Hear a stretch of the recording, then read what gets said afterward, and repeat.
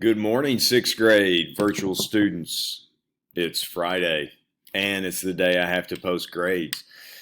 Also, next week, you guys are going to be turning in your computers. I assume they've reached out to you. I believe they're going to start that process on Tuesday, maybe even Monday for you guys. I'm not sure, but you'll have to bring your computer and charger back up to school. So, because of that, this is our last day.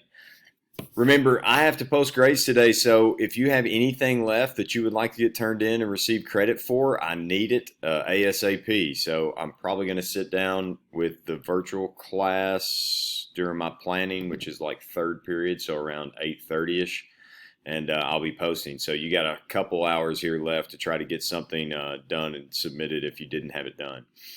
I want to say I appreciate your all's participation. I hope that some of this information that we talked about in here wasn't too far above your head. I hope you think back about this class as you get older. Just wanted to give you some exposure to the world of careers and finance and money management and the decisions you'll make as you start to grow up.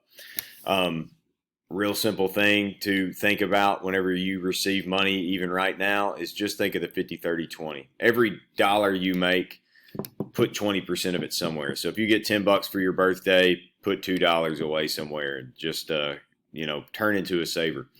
Also, don't forget, as you get older and you start having all this money saved up, invest. Let that money grow. Go put it to work. You guys will still have access to the classroom even once you turn your computers in. You'll just have to use the app or use a different computer that you have at your house. So if you want to go ahead and follow up the results on Risk Metzger's Money, you can follow that.